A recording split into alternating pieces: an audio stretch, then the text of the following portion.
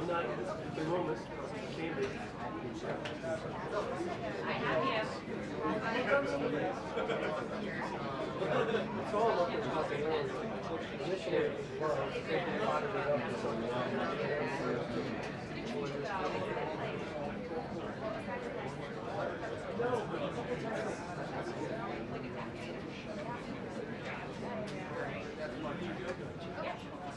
Oh, especially if I'm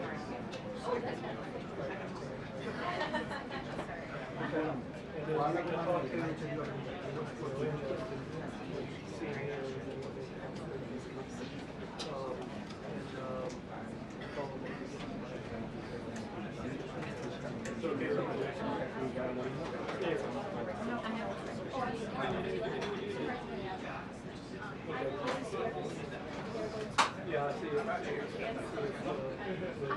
Okay. Thank you.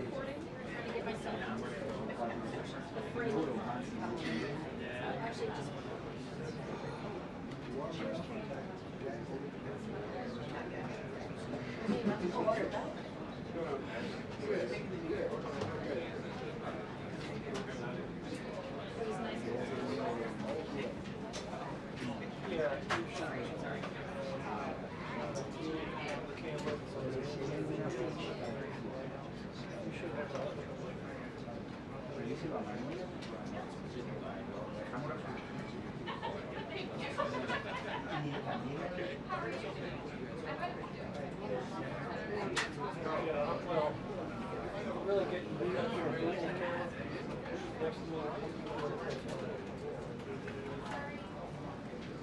So that, so for the question, be coming to a mic.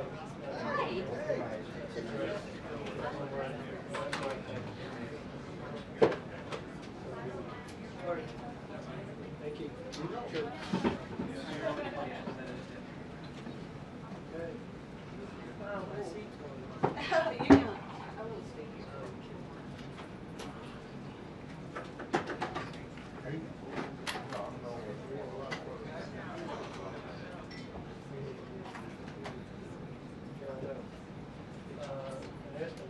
I usually ask them to back up here. So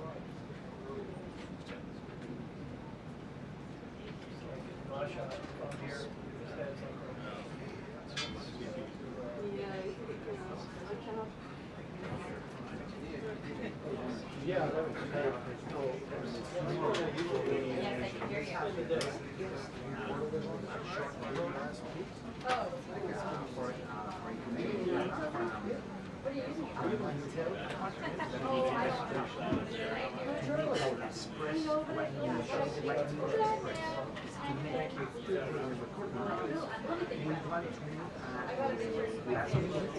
Thank you.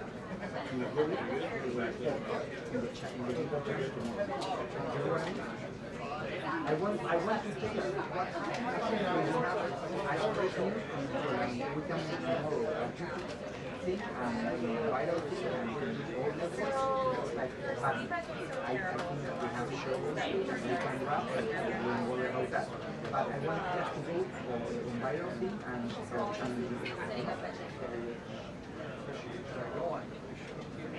yeah, we are gonna record from 4 to 5 the World Show, and after we change the background, we put something about Venezuela, and we made like a, I don't know, a 50-minute show. But we one day we're talking about Venezuela. There's a way to solve this. Yeah, but we have time. Or tell Parker if you want to try to because I want to prove that space you can use to do what we are in the book. So tell him that the life is good, so we have to take this. Hey Brian, do you want me up on this box or am I going to stand for it? In 2 weeks, we make the show live, and during the week, we can use it translate that we want to can work. We can use this studio to make a live, half-past live, you know? Yep. Yeah, I think it makes sense. Absolutely. third party are they having after just Peninsula, a very small program, just one or two days, no more, and that's it. Like, hey, special report from special report from Cuba, because if not, we're going to be dead the whole week, only from and tells him that the consulting guy is going to what he said, hey, do this press thing. And tell him the exact hours that we have to spend in the public and he said, okay.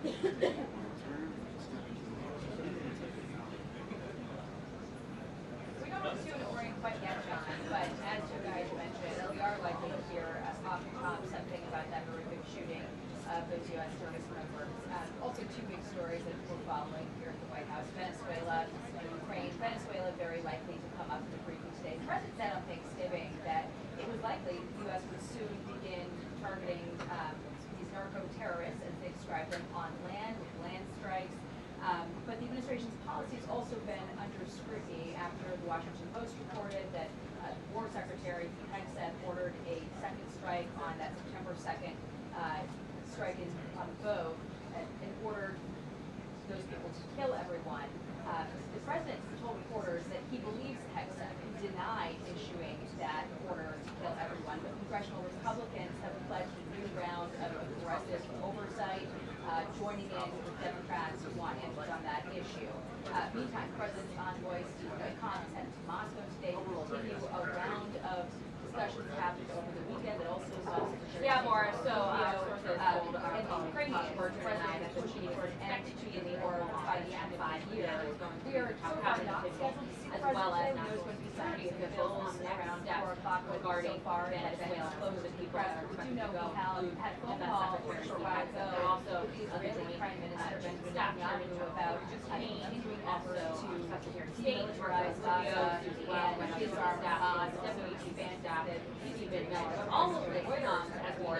and tonight he is still to hold the pressure on that, not only with that strike polling closer than expected, but also Democrats discussion with the president have a decision very soon.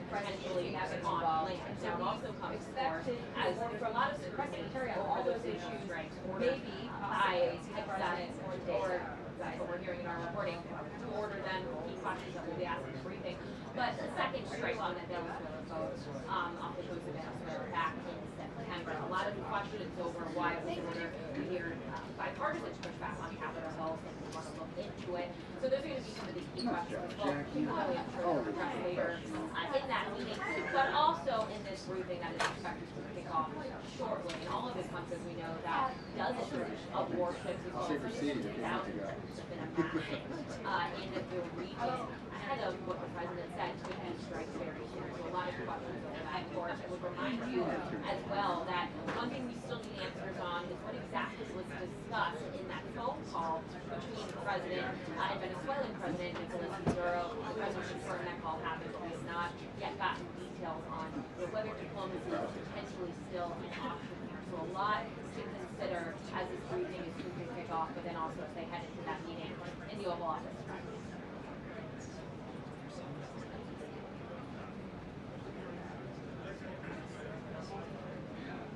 Yes.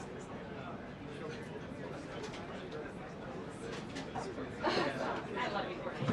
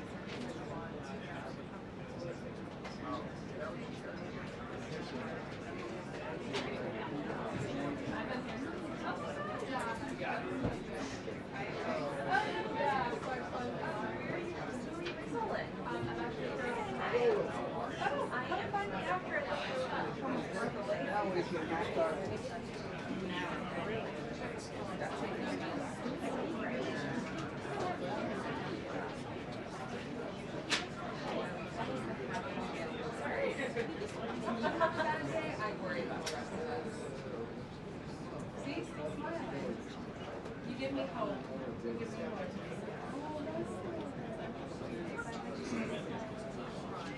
Yeah. Good spirits, how could she not? That has been like that. You're probably the best.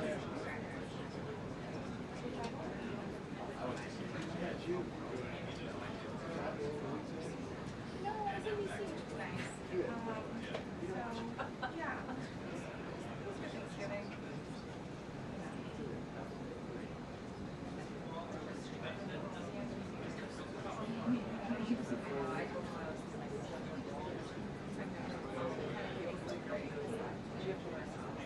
No, I was on Thursday, Friday.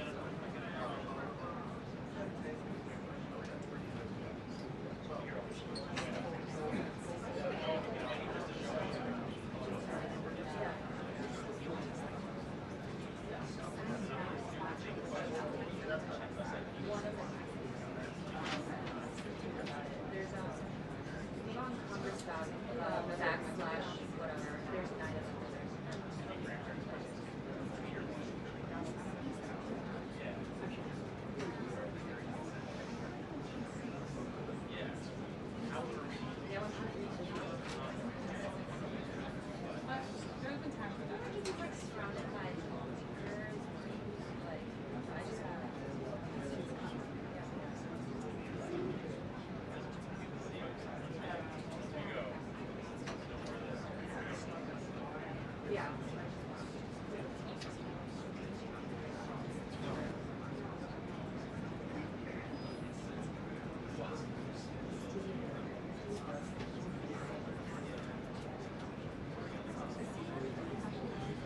No.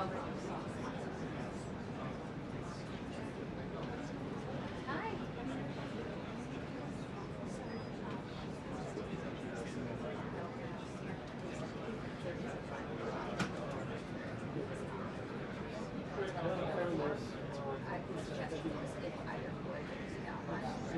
Which makes sense, yeah. I also wouldn't say.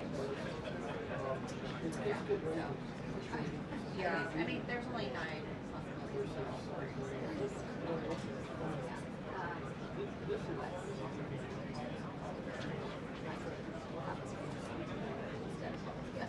Yeah, exactly. Unlike, we have to order online, pick it up and select our store. Again, if you pick it up at the store and you say. Yeah, he's It comes with it to you.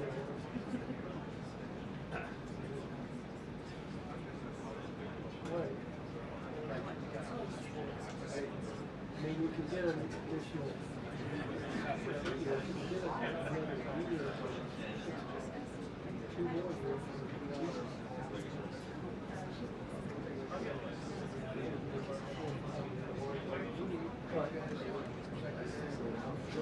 Oh, thank you. Okay, I'll check it out. Thanks.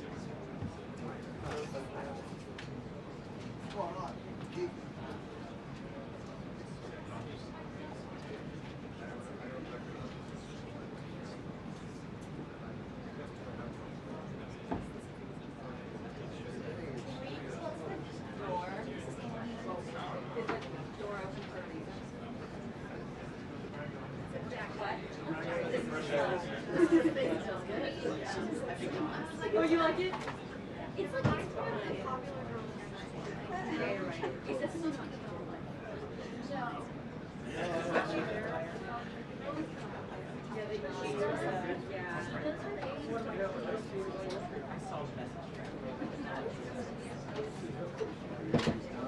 That's what you bring. No, I thought about bringing something from Why it is.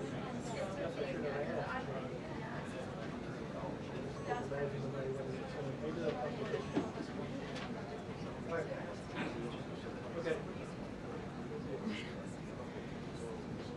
Incredible.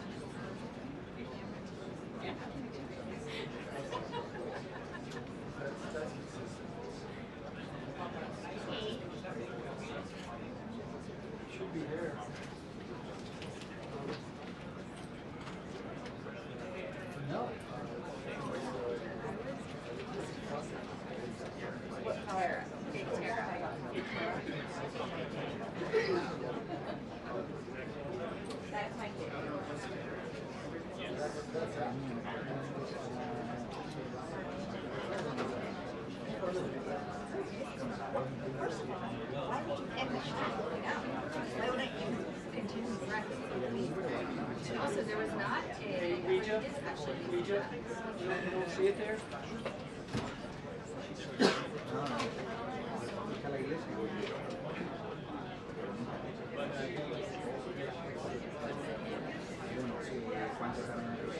Check it. There? Who's on you? Huh? Is there a lock here? You checked it in earlier.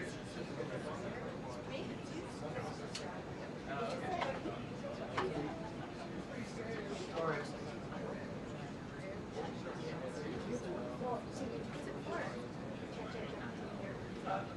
Let me.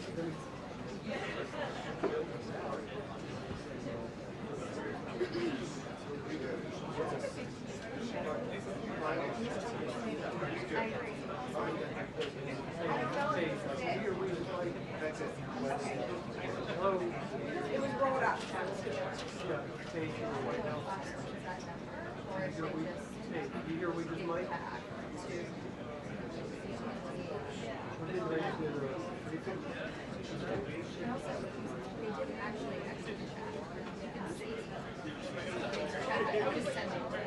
I'm just going to. They didn't actually. You hear okay?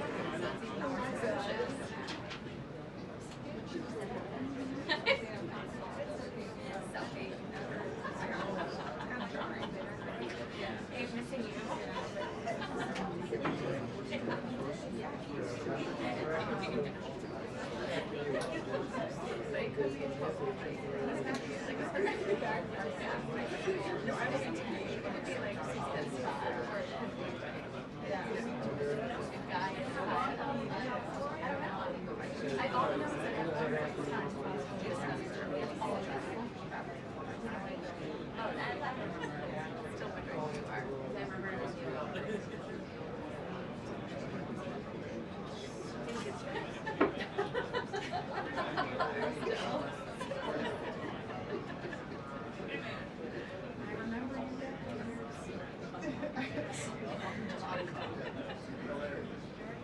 My favorite is Jeffrey's eye.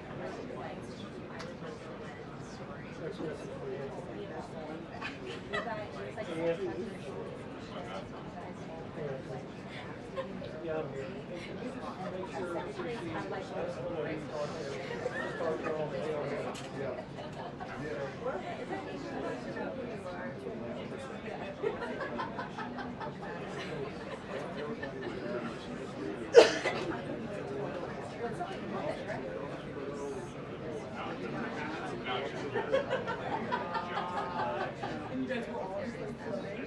Floating down a river, like reporters and.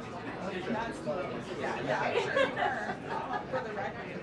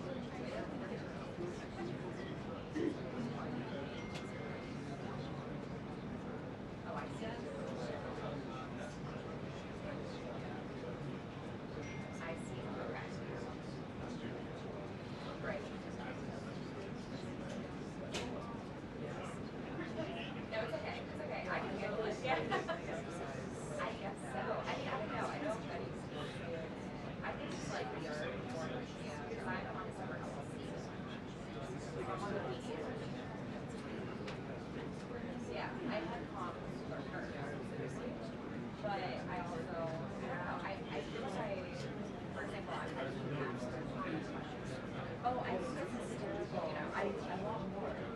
But at the end of the day, it's like, yeah, I am working for, I'm working harder, and I do want to, like, ask myself questions. Right. Desirable, but like, it's just like, laid out on the grass. I'll write it. Right. Someone in, I mean, it's like, why not just like, I don't know.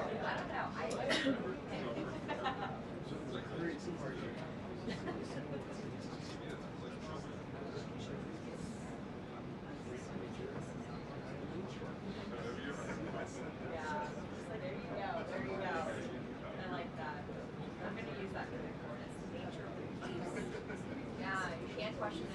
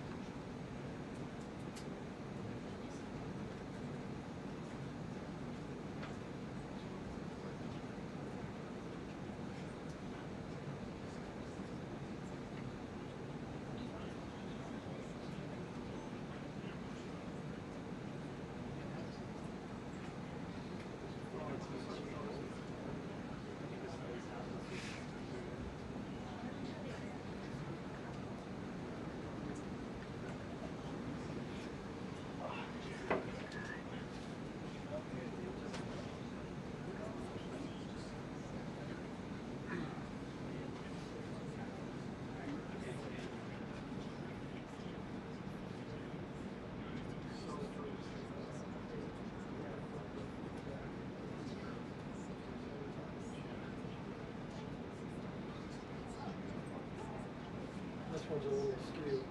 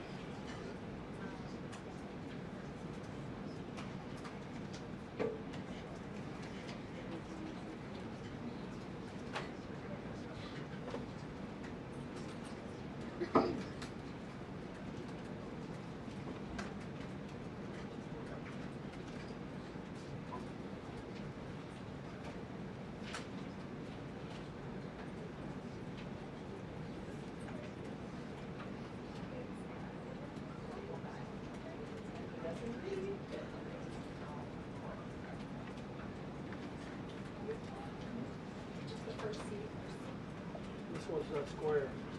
Yeah. So you go.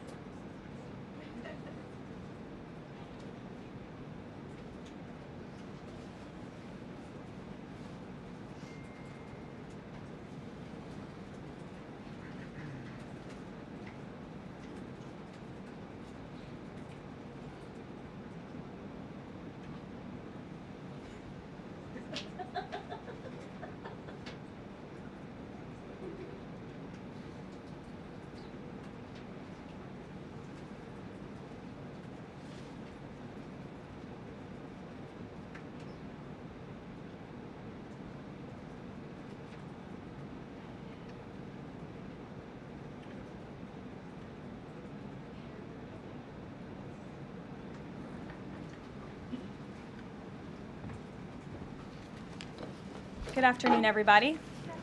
I apologize for my tardiness. We had some technical difficulties, as you could see, but I think we are ready to rock, so let's get to it.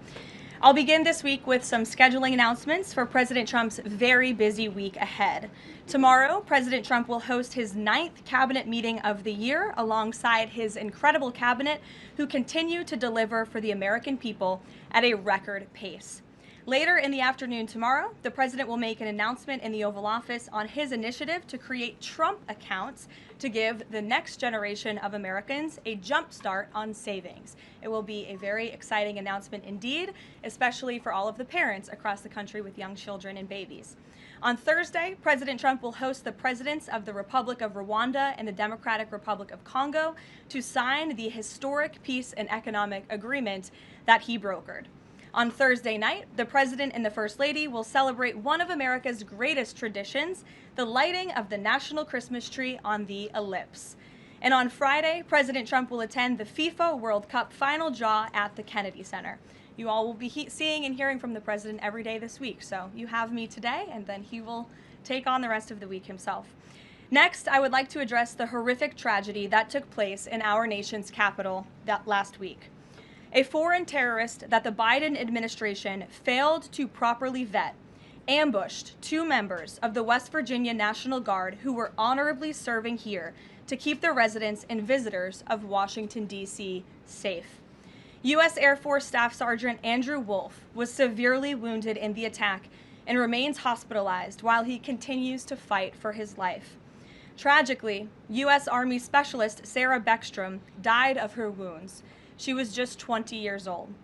President Trump and the entire White House are praying for Andrew's full recovery at the request of his parents in their personal phone call with the president over the weekend. And we are keeping Sarah's family and friends in our prayers during this unimaginably difficult time.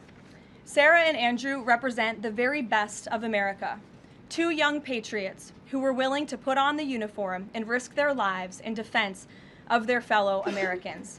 Both of them truly embody the profound words spoken by Jesus Christ in the gospel. Greater love has no one than this, to lay down one's life for one's friends. Sarah and Andrew are heroes, and we will never forget their sacrifice. That means ensuring the monster responsible for this atrocity is prosecuted to the fullest extent of the law and faces the most severe punishment possible.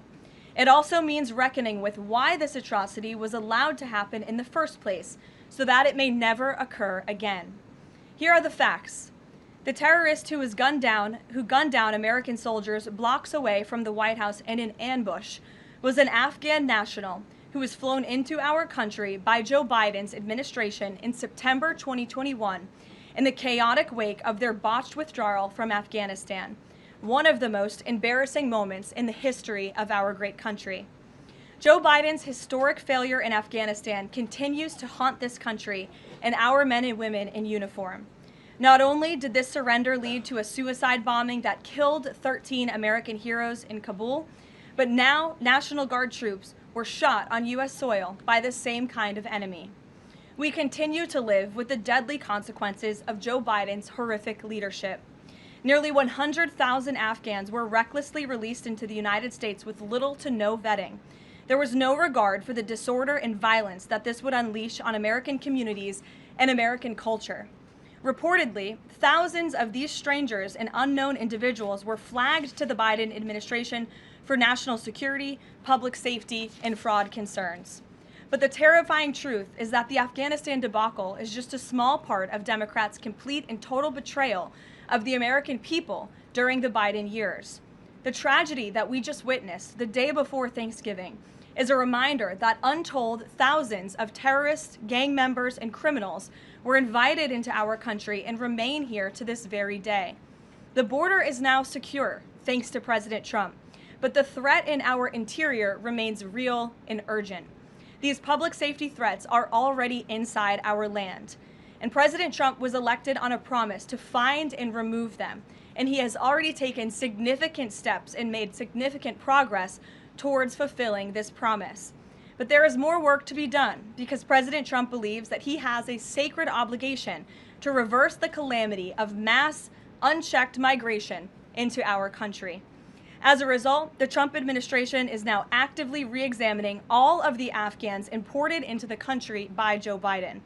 Any individual who threatens our national security or our citizenry will be subject to removal.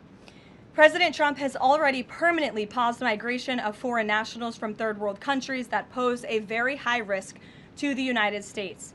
For too long, past American presidents supported self-destructive immigration policies that allowed foreigners who outright hate our country and have no interest in assimilating into our culture. They've allowed these individuals to flood peaceful American communities. This disastrous approach has drained our welfare program, driven up the cost of housing, suppressed wages, and jeopardized the safety of law-abiding American citizens.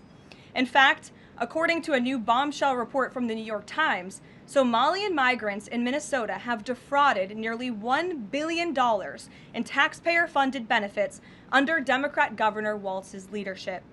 President Trump is putting an end to this dangerous America Last approach. His position is rooted in common sense. In the wake of last week's atrocity, it is more important than ever to finish carrying out the president's mass deportation operation. America cannot allow millions upon millions of unvetted illegal aliens to be rewarded with amnesty after they broke our nation's laws to come here. They must go back to their home countries. It is also essential to immediately address the massive fraud and corruption that has been going on for decades in other aspects of our immigration system, most notably when it comes to asylum claims. Millions of people who have come here under false pretenses are told blatant lies now enjoy temporary legal status. President Trump is ending this scam as well, and I would point out that the Democrats have tried to block this administration from doing so at every turn with lawsuit after lawsuit. The hard truth is that even when it comes to our legal immigration system, past presidents have failed to ensure that all prospective citizens love America, will add value and contribute to our communities, and will assimilate into our culture. Leaders have a duty to defend and advance the interests of their own people, not foreign nationals. Leaders also have a duty to preserve the integrity and character of our nation's national identity. That is why President Trump is more committed than ever to fully restoring American sovereignty by keeping our borders secure, removing all illegal alien invaders, and rebuilding a legal immigration system that makes sense and benefits our country. President Trump has no higher responsibility than to defend our homeland and our people, and he will never waver in doing so. With that, I will open it up to questions, and we'll lead today with Isabel Brown, who is in our new media seat. She's a very popular face on television these days. She's built a great independent media podcast and platform with the Daily Wire, and I appreciate your being here, Isabel. Thank you for being here. Caroline, appreciate it and appreciate the briefing. Many Americans, in light of these recent events that you just mentioned, are starting to say that we are being invaded as a country, culturally and logistically, when it comes to immigration. And we know that immigration without assimilation is indeed invasion. So given the recent remarks from Vice President Vance on a college campus about dramatically reducing legal immigration to address some of this crisis, and President Trump's Truth Social post last week about individuals who may be non-compatible with Western civilization, are there any conversations happening or plans being made behind the scenes for the administration to implement at least a temporary immigration moratorium, for example, in light of what the American people might be calling for? So, Isabel, it's a great question. I think I spoke a little bit to the heart of your question in my opener there. I would add that the Trump administration has done more to limit migration, both illegal and legal, than any administration in history. And I'll just walk you through some of the actions that we have taken thus far. Number one, the Trump administration issued a travel ban for 19 countries, including Afghanistan, special immigrant visas, which is a legal pathway to get here, which we know many Afghans have utilized to come into the country, have now been paused since the tragic shooting last week. Refugee admissions were suspended for Afghans from this administration on day one, and refugee admissions into the country right now are essentially at zero, with the exception of Afrikaners fleeing persecution in South Africa. The State Department has also heightened their scrutiny and vetting of all visas and have revoked visas, as you know, for those who do not align with our country's national interests. The Secretary of State has the right to do that, and we've taken unprecedented action to do just that. We are also now pausing all asylum adjudications for additional vetting as well. And so additional actions I don't have to read out for you today, but I would just remark that the president has made tremendous progress on this front. And it's why it's so crucial that we not only secure the borders, which the president did in record time. We have zero illegal aliens entering into the country month after month, but we also are taking a look at those who are already in the interior of our country and removing them if they are here illegally, and also taking a look at these visas. Again, having a visa in the United States is not a right, it is a privilege. And the Secretary of State, if you are deemed contrary to our country's foreign national interests, has the right to revoke that privilege. Thank you. Gabe. Thank you, Caroline. Excuse me. Regarding Venezuela, the president said yesterday that Secretary Hegseth had denied that second strike, the reported second strike on an alleged drug vote on September 2nd, the secretary said to the president that didn't happen. But to clarify, I just wanted you to clear this up. In his social media post, Secretary Hegseth didn't go into details about that strike. He just said U.S. operations in the area were lawful, and he said that the story and media reports were fabricated. So to be clear, does the administration deny that second strike happened, or did it happen and the administration denies that Secretary Hegseth gave the order? The latter is true, Gabe, and I have a statement to read for you here. President Trump and Secretary Hegseth have made it clear that presidentially designated narco-terrorist groups are subject to lethal targeting in accordance with the laws of war. With respect to the strikes in question on September 2nd, Secretary Hegseth authorized Admiral Bradley to conduct these kinetic strikes. Admiral Bradley worked well within his authority and the law, directing the engagement to ensure the boat was destroyed and the threat to the United States of America was eliminated. And I would just add one more point to remind the American public why these lethal strikes are taking place. Because this administration has designated these narco-terrorists as foreign terrorist organizations. The president has a right to take them out if they are threatening the United States of America and if they are bringing illegal narcotics that are killing our citizens at a record rate, which is what they are doing. And under the previous administration, there was enough fentanyl trafficked into our country to kill every American man, woman, and child many times over. And so that's why you've seen a drastic difference in this administration's policy with respect to the last, and it's one of the many reasons the American public reelected this president and support this Secretary of War in conducting these strikes. So to be clear, to clarify, Admiral Bradley was the one who gave that order for a second strike. And he was Okay. well within his authority to do so. And a separate question, the president several days ago said it was his intention to pardon the former president of Honduras, who was a convicted drug trafficker. And yesterday on Air Force One, the president said that if someone sells drugs in that country, that doesn't mean you arrest the president and put him in jail for the rest of his life. How is that different than what the administration is accusing Venezuela's Nicolas Maduro of? You're cherry picking the president's statement a little bit yesterday, as he also said yesterday the people of Honduras have highlighted to him how the former president Hernandez was set up. This was a clear Biden over prosecution. He was the president of this country. He was in the opposition party. He was opposed to the values of the previous administration, and they charged him because he was president of Honduras. There were some other egregious facts that came out during this trial, and I would encourage you to report on them. His court-appointed lawyer was only given 3 weeks to prepare for trial. He shared that his conviction was lawfare by the leftist party, who, quote, struck a deal with the Biden-Harris administration.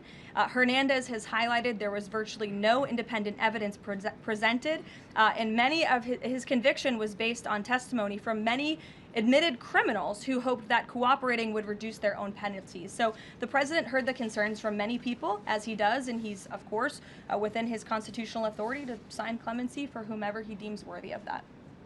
Jackie. Thank you, Caroline. Following up on Gabe's question, you said that the follow-up strike was lawful. What law is it that allows no survivors? The strike conducted on September 2nd was conducted in self-defense to protect Americans in vital United States interests. The strike was conducted in international waters and in accordance with the law of armed conflict. And then on this pardon for the Honduran president, does it at all undercut the administration's messaging while you have these congressional Republicans defending the strikes on the narco-terrorists and then a pardon for a convicted drug trafficker? Does that make it more difficult for your members to defend your administration's policy? I don't think so, Jackie. I think that President Trump has been quite clear in his defense of the United States homeland to stop these illegal narcotics from coming to our borders, whether that's by land or by sea. And he's also made it quite clear that he wants to correct the wrongs of the weaponized Justice Department under the previous administration. And Ouija, I'll call on you because I think we're wearing matching blazers today. I was going to Great compliment minds. yours. Thank you, Caroline. Sure. So just to be clear, to clarify on Jackie and Gabe, did Admiral Bradley order that second strike because there were still survivors after the initial strike? Again, as I read for you, Admiral Bradley worked well within his authority in the law. He directed the engagement to ensure the boat was destroyed and the threat of narco-terrorists to the United States was completely eliminated. So was the initial order from Secretary Hegseth, everyone be killed, and did that come from President Trump? I saw that quoted in a Washington Post story. I would reject that the Secretary of War ever said that. However, the president has made it quite clear that if narco-terrorists, again, are trafficking illegal drugs towards the United States, he has the authority to kill them. And that's what this administration is doing. And can I Danny. follow up on the MRI? Because President Trump yesterday said that he would release the results of his MRI. Is that happening right now? It is happening right now. As part of, and this is a summary from the president's physician, and we will release it right now. I think my team has it teed up for all of you. I'll read it for you, and then you'll get it physically as well. As part of President Trump's comprehensive executive physical, advanced imaging was performed because men in his age group benefit from a thorough evaluation of cardiovascular and abdominal health. The purpose of this imaging is preventative, to identify any issues early, confirm overall health, and ensure the president maintains long-term vitality and function. President Trump's cardiovascular imaging was perfectly normal.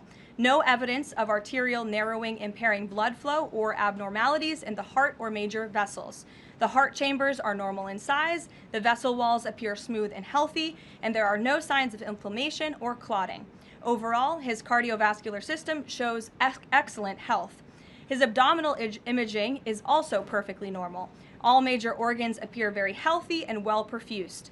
Everything evaluated is functioning within normal limits with no acute or chronic concerns. In summary, this level of detailed assessment is standard for an executive physical at President Trump's age and confirms that he remains in excellent overall health. Again, we will provide that to you. I think that's quite a bit of detail, and in the effort of transparency, the president promised it last night and we have delivered today. So there you go.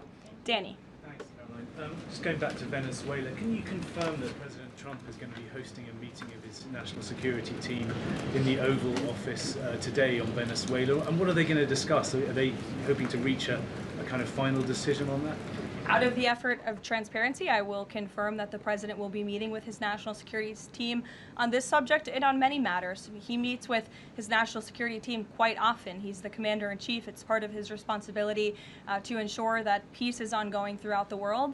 I'm definitely not going to detail the specifics of a meeting between the president and his national security team that's taking place in the Oval Office, but I'm happy to confirm that meeting is taking place for you. Can you tell us, what's the position on whether US troops on the ground is a possibility there? Is that, I know you've answered that before, but what's the current operative in Venezuela? I think my previous answer stands. There's many options at the president's disposal that are on the table, and I'll let him speak on those. Ed. The U.S. announced a trade framework deal with the United Kingdom on pharmaceuticals, where they will pay 25% more, and the savings theoretically will go back to American consumers. What guarantees are in that savings will in fact go back to the American consumer and not be sucked up by the company? I'm going to be honest with you, Ed. I'll get you the answer to that question after the briefing. So the American Rescue Plan, Sure. funded a number of universal income. Kush will get you that answer, right, Kush? My trade guy over here. The American Rescue Plan funded a number of universal basic income programs. Now Cook County, Illinois is extending that program into 2026 with $7.5 million of taxpayer money. What does the White House think about that? I'll also get you an answer on that after the briefing. Two for two. Go ahead. Sure.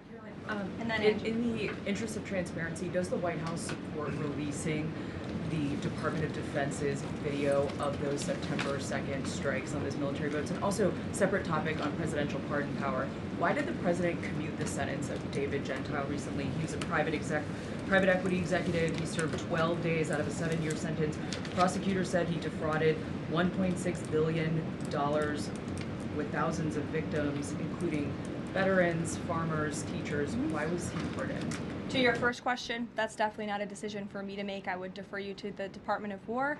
It's also probably a decision for the president himself to make. As for your second question with respect to that pardon, he issued a commutation for Mr. Gentile, who's the former CEO and co-founder of GBP Capital Holdings. Unlike similar companies, GBP paid regular annualized distributions to its investors. In 2015, GBP disclosed to investors the possibility of using investor capital to pay some of these distributions rather than funding them from current operations. Even though this was disclosed to investors, the Biden Department of Justice claimed it was a Ponzi scheme. This claim was profoundly undercut by the fact that GBP had explicitly told investors what would happen. At trial, the government was unable to tie any supposedly fraudulent representations to Mr. Gentile. In short, again, this is another example that has been brought to the president's attention of a weaponization of justice from the previous administration, and therefore he signed this commutation. So say that these people were defrauded. I just read you a very detailed summary of why the commutation was made. Sure. In the middle with the red tie.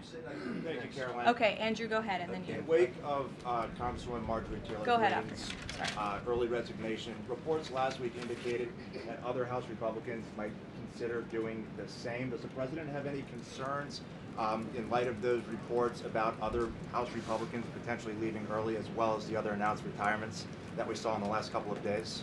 Look, I think the president maintains very good relationships with the vast majority, maybe with the exception of one or two. I think many in this room know who I'm referring to.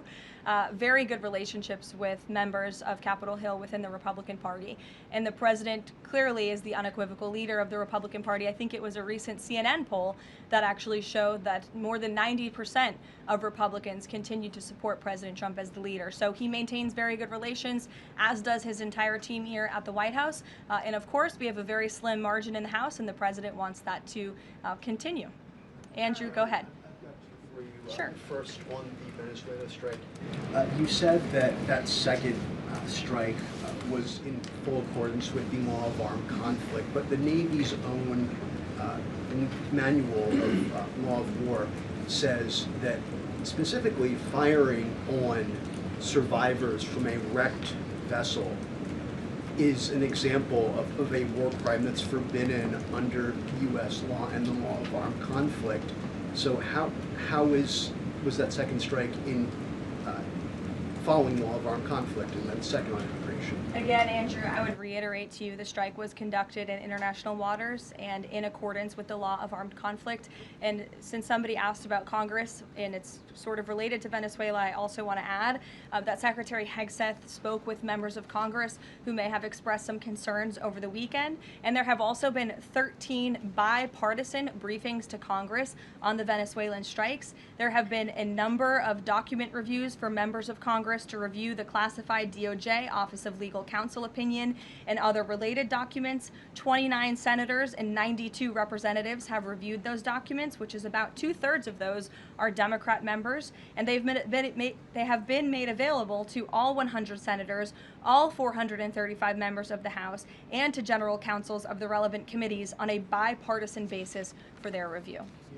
On immigration, during your topper you said, and I quote, "Leaders also have a duty to preserve the integrity and character of our nation's national identity." Can you explain what you mean by our nation's national identity and integrity and character, and how would refugees, people coming from war-torn places who are seeking a safe haven in America, like many of our forebears in this room, not add to our nation's integrity and character of our national identity? I'll tell you what does not add to our nation's character and integrity is refugees who come here under the alleged plight of asylum and fleeing persecution, and then come to the United States to abuse our system and rip off American taxpayers. And as I pointed out, the New York Times, to their credit, it was about 6 months too late, but they did write about how Somali immigrants in Minnesota have been ripping off American taxpayers. In fact, 86 people have been charged in a rampant and widespread fraud scheme spanning multiple programs in Minnesota. Of those 86, 78 of those people are Somali, 91% of them charged. So far, 59 of those people have been convicted for their roles in fraud plots that have stolen $1 billion from taxpayers. In one scheme, and this is egregious, a nonprofit and its affiliates with these Somali migrants claimed to have fed tens of thousands of American children during the pandemic. They were reimbursed for those meals by taxpayers. However, federal prosecutors found that almost all of those meals were never even delivered to hungry children. In fact, those organizations' leaders spent the money on houses, luxury cars, and real estate in Turkey and Kenya. Another scheme involved hundreds of organizations who were reimbursed for services that were supposed to help people at risk of homelessness. Once again, those services were never provided. All of this has happened under Democrat leadership in a Democrat-run state, where these refugees, these migrants are coming to the United States. They are abusing our system. They are draining our resources that should be going to law-abiding, taxpayer-funded, tax-paying Americans. And this president is not going to put up with it anymore. Rachel. Thank you, Caroline. Just to follow back up on the Washington Post reporting, so much of the concern from Democrats and Republicans is focused on the survivors. Why won't the administration either confirm or deny or reveal whether or not there were survivors after that initial first strike? And what imminent threat would two survivors pose who were clinging presumably to the wreckage of that boat? Again, as I said, I think you guys are sort of not listening fully to the statement I've provided. Admiral Bradley worked well within his authority and the law, directing the engagement to ensure the boat was totally destroyed and the threat to the narco-terrorists, to the United States, was eliminated. And for any further questions about his thinking, I would defer you to the Department of War. I obviously wasn't in the room for these. Just to follow up, Karoline, just on the administration's policy when it comes to survivors, was there a change in policy after this strike on September 2nd? The Washington Post is reporting that these two survivors were killed after a second strike, but then in October, two people were rescued and returned to Colombia and Ecuador. So was there a decision that was made to handle survivors differently after these strikes? Not to my knowledge, no. Steve. The president confirmed that he spoke to the Venezuelan leader. Are you trying to negotiate his departure? Is there an asylum deal under works? President, as you know, last night on Air Force One, he said, I don't want to comment on that, but I did speak to him in the effort of transparency. So there you go. You got your confirmation. I'll let him speak further if he wishes to on the details of that conversation that took place. Steve Witkoff is headed to Moscow. How close are you to some sort of Ukraine agreement? I think the administration feels very optimistic. Obviously, you've seen, Steve, that the president's entire team, including Special Envoy Witkoff and Secretary Rubio and the Vice President and the President himself, Secretary Hegseth as well, have been working so hard on this effort, and they all really want to see this war come to an end. And so just yesterday, Sunday, I believe that was yesterday, they had very good talks with the Ukrainians in Florida, and now, of course, Special Envoy Witkoff is on his way to Russia. This is sort of the shuttle diplomacy that you've seen from this administration play out, where we speak equally with both sides. We've put points on paper. Those points have been very much refined, but as for the details, I will let the negotiators negotiate, but we do feel quite good, and we're hopeful that this war can finally come to an end. Stephen. Thank you, Caroline. I've got a question about Ukraine and then a clarification about the immigration changes that are happening. On Ukraine, President Trump very briefly yesterday said that corruption issues there were not helpful to the peace process following the resignation on Friday of President Zelensky's top aide, Andrei Yermak. We were told from your podium in the prior administration that, quote, there's no indication that there's been any kind of widespread corruption involving U.S. resources in Ukraine. What is the Trump administration's view of corruption issues in the wake of Yermak's resignation, and how is that impacting peace talks? Well, look, I think the president has made it quite clear, as he said last night, corruption is never helpful. And he does not want to see American tax dollars taken advantage of, which is why he has stopped the endless checks that were being written by the previous administration to fund this war. The United States is selling weapons to NATO that are being sent to Ukraine. That's a very different thing than the American people writing blank checks to a war effort very far away. It does not degrade the administration's determination to see this war come to an end, but I think it exemplifies the president's desire to always put the American people and the American taxpayer first. On immigration, you mentioned, or you emphasized that there would be a review of the Afghans who were resettled here under the previous administration.